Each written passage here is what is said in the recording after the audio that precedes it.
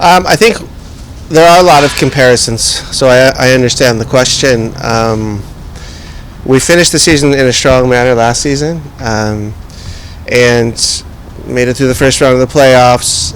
But I could also feel the energy of the group as in a certain way last season, and then this season very similar. You finish pretty strongly. Your 2 away games, you just get 1 point, which is fine. I would say the difference is the energy in the group at this point of the season compared to last season. I'm feeling a very hungry, energetic, and eager group. We had those feelings last year, but I feel like it's more this year. And that for me is one of the bigger differences. Hi, Coach. So I believe the team has a bit more time to prepare for the playoffs. And how do you evaluate their performance, especially Blanda and Sonny during the training? Yeah, there's no way you can compensate missing your best players, and that goes for any team in this league. And if you get your scouting and your recruiting right, those are most likely going to be your DPs. Doesn't have to be, but it is most likely the case. And those are hard to compensate for in a salary cap league. For Manchester City or Bayern Munich or PSG, it's easy, next man up. But it's hard in our league to do that. And so, those are 2 great players. And now having them back in the squad for multiple training sessions, 1 game, I think you'll see a very dangerous LAFC tomorrow night. And I believe there's another international match that is upcoming next month. And I hope that LAFC is going to still play at that time. But at this moment, how are you going to prepare for during that period? Because Sonny's going to likely go back to South Korea for the national team. Yeah, to be honest with you, I haven't thought about it. I choose not to think about it. I know it's coming. I have a calendar as well. But we need to focus on this first game against Austin. And Austin is a very good team that's beaten us twice this year. So all of our energy and thoughts are focused on that. The window in itself, or the way the playoffs set up with that window, is obviously not ideal. This is not groundbreaking news. I think I'm not the first person to say that. We wish that wasn't the case, like it was in 22. Was great, but these are things we know and we accept, and it's the same for every team, so it's fair. Similar to last year, where you played Vancouver second to last, and then you had them 3-game series, or Austin second to last 3-game series. Is there anything to take away from the experience last year that you've sort of put into practice this time around? No, I would say you just have more video and hard evidence to work with and work off of, and so you know what kind of works and what doesn't work. And I think it just makes your approach maybe a little more detail oriented because the memories are so fresh. Sometimes when you play a team twice in a season, or even 3 times, but it's 6 months ago, it's hard to use that video because teams evolve, teams change, habits change, starting lineups change, tactical approaches change, and so yeah, I think it makes our approach somewhat detail oriented. You were shut out 7 times in all competitions this season, 47 games. They did it to you twice. Is there anything in particular that they were so effective at? And obviously they caught you twice on set pieces. Was that a deficiency on your end? Did they just execute really well in those moments? How did you see them beating you that way? It's always a mix. So yeah, certainly goals happen when there's mistakes, and we lose your marks. It's a good block, a good service on their part. So not taking away anything or credit for Austin for both of those matches, but it's very rare to lose 2 games like that in the same fashion. But I think the real reason is not maybe those set pieces; it's us not creating enough chances. I believe in the first match against them at home we did, certainly not enough in Austin, and we look to change that for sure. And what I've seen in training has been really good, and I'm eager to see the response tomorrow from our team. This will be the first chance against Austin with Sonny in the lineup. Obviously, he's a difference maker, but how do you see them accounting for him? They've beaten you twice, 1-0, very tight games. do they have to change stuff because you have such an important player in the lineup? Do you expect them to? I know you don't know what they're going to do, but just sort of this chess match situation. How much of a factor do they have to sort of deal with in some young men? I don't know. I mean, that really is a question for Nico. And we have ideas to use Sonny and Denis in critical areas. We also have ideas for them to maybe not be used and use others. And so I think that's the key in having all of your players available. Sometimes we've seen it with Denis a lot. If there's a little too much coverage on Denis, that means other people are open. And these will also be part of our solutions. You mentioned that the biggest difference between last year and this year is that players are more hungry and more eager. How much part has Son played in that? Yeah, I think his arrival at a certain moment in the season was important, and we had a great start. First game in Chicago, and then away in New England, and just never really looked back from there. And so it really has given us some momentum and some added belief that on a good day we can beat anybody. What do you expect from other players in tomorrow's match? Is the crucial one? What do I expect from other players? I expect 100% focus, effort, and determination to win this first game. Just across the roster, health-wise, you had this sort of period to train guys up healthy. Do you have all options available to you? I do, yeah. Okay. Yeah, thank you. We'll move to take questions online. We'll start with Jim Alexander, and just a reminder to anybody, if you do have a question, please use the raise your hand function. Jim, take it away. Hey, Coach. I wanted to kind of get your thoughts on the recent sort of talk, what happened with PTI. I don't know if you heard of it. Mike Wilbon said that he had 3 screens on of sport, but wouldn't watch MLS as one of them. I think it was in reference to the Miami Nashville game. And also, locally with the Dodgers, how well they're playing in football season and basketball season. You guys are on a championship run, but might not get that attention that you might deserve. What's your sort of take on the national sort of view of this league, that it's not important in a way and it's not worth people's time? Is that something you find offensive too, or is just something you kind of grown to get used to?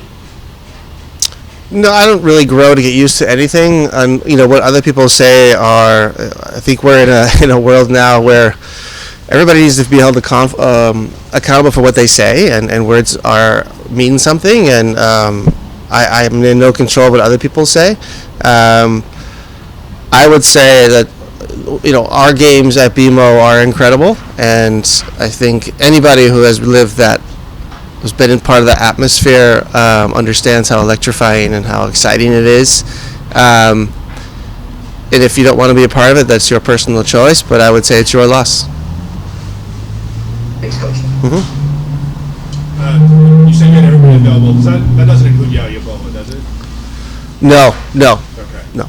Do you have any comment on that? The league suspended him, some rules violations. Do you have any reaction to that? How has that played out over this last 10 days here? Yeah, he has been removed from team activities, and that's how we go about our day and accept that. And I obviously feel for the person, and I'm in touch with him on a personal level to make sure he's okay.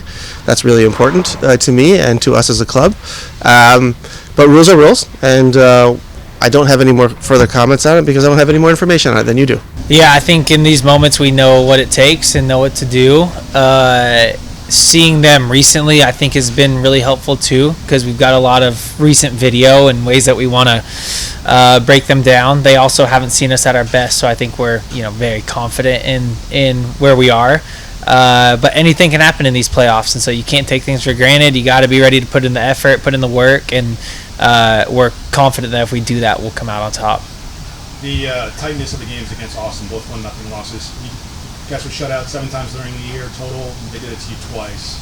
Is there anything in particular that you feel like made them so effective against you guys? Yeah, they're very comfortable sitting in a deep block. They're very comfortable with 5 defenders sitting behind the ball and making it very difficult to create things in their defensive third. So we've got some ideas of what we want to do, but I think more than anything in these playoff matchups, it's about desire, grit, these sorts of things, which I think we were lacking in the previous games, both matches against them, and it won't be lacking tomorrow for sure. Last one for me. They scored both on set pieces. So how much of a focus was the last few days on sort of set piece defense, understanding what you need to do, and why do you think that they got to you on those set pieces? Anything in particular? Yeah, you can tell in the playoff matches that you've seen already. Set pieces are an amazing way to open up a game, to change a game, to win a game. So that's something we focused on, not only defensively but attacking as well. Try to change a game through set pieces. There's something about playoff intensity that creates very little chances, and so being able to unlock a game in that way is huge. You can tell they're a team that thrives on that, thrives on low block defending, thrives on set piece defending, thrives on getting getting crosses, trying to get service into the box to create that sort of chaos, to create a corner kick, to create a set piece, to create that sort of chaos. So they're good in those moments, but I think we can match them. How confident are you about the team's current form leading up to the playoffs? Yeah, I feel really good about our form. The team itself is incredibly confident right now, which is big. Having guys thinking that they're the better team, that we're going to win, that we have the right pieces, I think is huge. And the team has that feeling right now. I think at this point where we are in the season, obviously it's early in the playoffs and still a lot to play for, but our mindset is clear in going for a cup here and thinking we have the team to do it. All right, Derek with your career daily. So first of all, congrats on the new signing. And as a defensive team, how would you evaluate your team's defense currently, and what have been improvements? Yeah, I think defensively we've been amazing over the last really couple months. Really difficult to break down, hard to score against, creating a ton of chances also in the attack. And I feel like in this league you usually see one or the other. You see really solid defending, but then a team that's lacking in attack, or you see a really dangerous attack, but a team that's letting in maybe more goals than they'd like. And I think we've struck a really good balance right now of defensively being solid, attacking, being able to attack with pace, with quickness, and so I think we've set ourselves up really well to make a run here in this. I believe that team has a very strategic training session, but at the same time, how do you communicate with your colleagues to prepare for tomorrow's game? Yeah, I mean, you prepare as much as you can on the training pitch, and when the whistle blows and the game actually starts, everything can change. They can come out in a different formation. They can make changes throughout the game. The game is so fluid that you have to be willing to make those changes on the fly, and so we're set up well to do that. I think that there's been a big push in these couple weeks leading up to this game of exactly how we want to approach the game, but also how we want to change mid-game if we need to. So I think that puts us in a really good spot. Just on re-signing with the club, avoiding free agency, and I don't know if you're saying you're going to end your days here with LAFC, but puts you with another 2 years. You'll be 36 at the end of the contract. At this moment in your career, what does it mean to know that you have stability and you know where you're going to be, and it's obviously a place you love? Yeah, I love this club. It's been such an honor to play here, to fight for trophies every year, to be a part of a club that is providing in all of the ways for its players, for its staff, for the city here in LA. It's been a joy to be here. So to re-sign 2 years is amazing. I want to continue to push this team forward, and I think we've got a squad that can do some really special things over the next 2 years, so that gets me excited as well.